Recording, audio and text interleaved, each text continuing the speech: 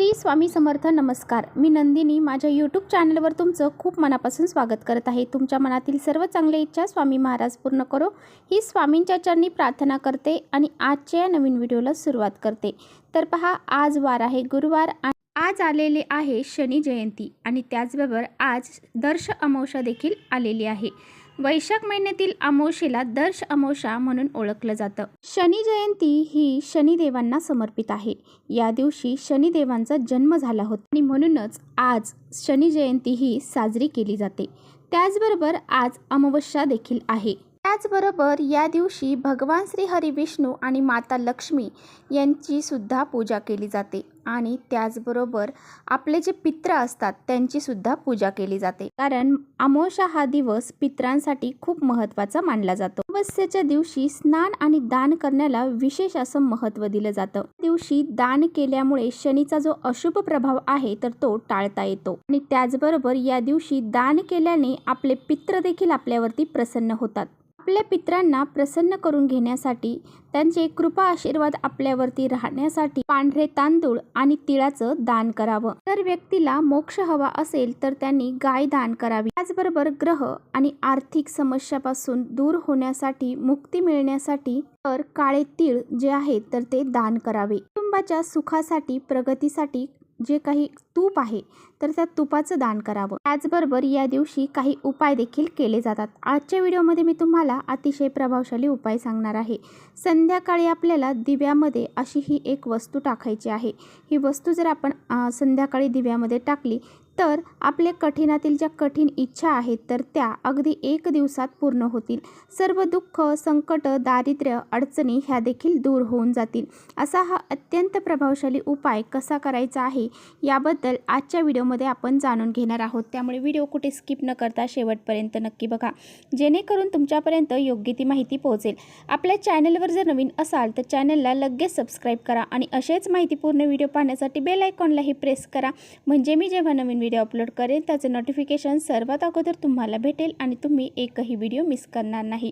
त्याचबरोबर कमेंट्समध्ये श्री स्वामी समर्थ लिहायला अजिबात विसरू नका. तर पहा, आपल्याला हा जो उपाय आहे तर तो आज संध्याकाळी करायचा आहे. संध्याकाळी जी दिवे लागण्याची वेळ आहे, जी लक्ष्मी येण्याची वेळ आहे, त्या वेळेमध्येच आपल्याला हा उपाय करायचा आहे. म्हणजे संध्याकाळी 6 नंतर 7:30 वाजेपर्यंत तुम्ही हा उपाय करू शकता. पहा, हा उपाय जो आहे तर तो आपल्याला आपल्या पित्रांचे आशीर्वाद प्राप्त करून घेण्यासाठी. तर आपल्या घराला पितृदोष लागलेला असेल तर आपल्या घरामध्ये अनेक प्रकारच्या अडचणी येतात.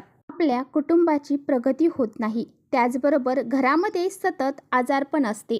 एक व्यक्ती आजारी पडली की लगेच दुसरी व्यक्ती आजारी पडते आणि सर्व पैसा हा आजारपणातच निघून जातो. त्याचबरोबर एकामागून एक संकट ही आपल्या घरावरती येत असतात. त्याचबरोबर घरामध्ये खूप मोठे मुलं आहेत, लग्नाची मुलं आहेत, परंतु त्यांचा विवाह जमत नाही किंवा मुलांचे लग्न झालेले आहे परंतु त्यांना संतान प्राप्त होत नाही.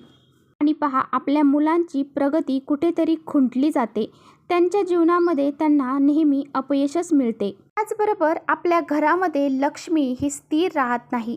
कायम घरामध्ये कटकटी, भांडणं, कलह, मतभेद या गोष्टी होत राहतात. अशा काही समस्या जर तुमच्या घरामध्ये निर्माण होत असतील तर प्रत्येक अमावस्येला तुम्हाला तुमच्या पित्रांना तृप्त करण्यासाठी तुम्हाला हा एक उपाय आवर्जून करायचा आहे. तर पहा, तुम्हाला आज संध्याकाळी 2 दिवे लावायचे आहेत. हे दिवे जर तुम्हाला कणकेचे बनवता आले तर नक्की कणकेचेच बनवा. तर पहा, कणकेचा दिवा हा अतिशय महत्त्वाचा मानला जातो. परंतु तुम्हाला ते शक्य नसेल तर तुम्ही मातीच्या पंत्या घेतल्या तरी चालतील. तर 2 दिवे तुम्हाला घ्यायचे आहेत. या दिव्यांमध्ये तुम्हाला जे तुम्ही तेल वापरता तर ते तेल तुम्हाला घालायचं आहे. त्यानंतर तुम्हाला प्रत्येक दिव्यामध्ये दुहेरी कापसाची वात घालायची आहे. यानंतर हा दिवा तुम्हाला प्रज्वलित करायचा आहे. प्रज्वलित केल्यानंतर या दोन्ही दिव्यांमध्ये तुम्हाला काळे तीळ टाकायचे आहेत. तर पहा, अमावस्येच्या दिवशी काळ्या तिळाचा दिवा लावण्याला अतिशय महत्त्व दिलं जातं. तर पहा, अमावस्येच्या दिवशी असा हा दिवा लावण्यासाठी खूप महत्त्व दिलं जातं. कारण हा दिवा लावल्याने आपले पित्र आपल्यावरती प्रसन्न होतात आणि ते आपल्या घरामध्ये आलेले असतात आणि ते पाहतात की आम्ही ज्यांच्यासाठी एवढं सर्व काही केलं आहे ते आपल्यासाठी काही करत आहे की नाही। म्हणूनच आपल्याला आपल्या पितरांना प्रसन्न करण्यासाठी, तृप्त करण्यासाठी असा हा दिवा लावायचा आहे। आता पहा, हे 2 दिवे तुम्ही लावलेले आहेत, तर त्यातला एक दिवा तुम्हाला उचलायचा आहे आणि तुमच्या घराजवळ पिंपळ वृक्षाचं झाड असेल तर त्या झाडाखाली नेऊन लावायचा आहे। तुमच्या घराजवळ पिंपळ वृक्षाचं झाड नसेल तर तो दिवा तुम्हाला तुमच्या घराच्या बाहेर, उंबरठ्याच्या बाहेर मुख्य दरवाजामध्ये लावायचा आहे। पहा, तुम्ही मुख्य दरवाजावरती घरामध्ये जेव्हा प्रवेश करता, बाहेरून घरामध्ये जेव्हा प्रवेश करता, तुमची जी उजवी बाजू आहे त्या साईडला तुम्हाला हा दिवा लावायचा आहे। हा दिवा ठेवताना त्याच्या खाली थोडेसे तांदूळ टाका किंवा मग प्लेट ठेवा किंवा मग एखाद्या पानावर सुद्धा तुम्ही हा दिवा लावू शकता। एखादं पिंपळाचं पान असेल किंवा मग आंब्याचं पान असेल किंवा जास्वंदीचं कोणतंही पान असलं तरी सुद्धा तुम्ही त्यावरती असा हा दिवा लावू शकता। तर हा दिवा तुम्हाला उजव्या साईडला लावायचा आहे। या दिवशी, अमावस्येच्या दिवशी, आपले पित्र हे आपल्या घराच्या बाहेर आलेले असतात, इथूनच ते आपल्याकडे पाहत असतात। त्यामुळे त्यांना प्रसन्न करून घेण्यासाठी तुम्हाला हा दिवा तुमच्या मुख्य दरवाजामध्ये लावायचा आहे।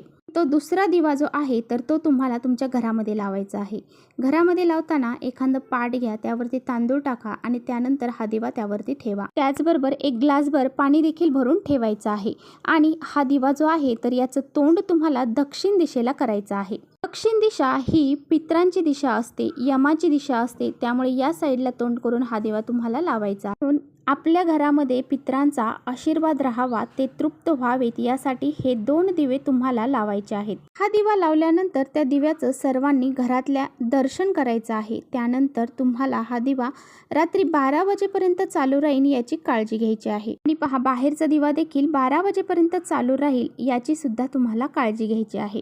तर वादळ किंवा वारं याने जर हा दिवा विझला तर काही हरकत नाही, तुम्ही परत प्रज्वलित करून तो दिवा तिथे लावू शकता। तर पहा, असे हे 2 दिवे तुम्हाला तुमच्या पितरांना प्रसन्न करून घेण्यासाठी, त्यांची कृपा, आशीर्वाद प्राप्त करण्यासाठी लावायचे आहेत। चला, इथेच थांबवते माझा व्हिडिओ तुम्हाला थोडा जरी आवडला असेल तर नक्की लाईक करा। चॅनलवर नवीन असाल तर चॅनलला सबस्क्राईब करा। परत भेटूया अशा छानशा व्हिडिओ सोबत। तोपर्यंत श्री स्वामी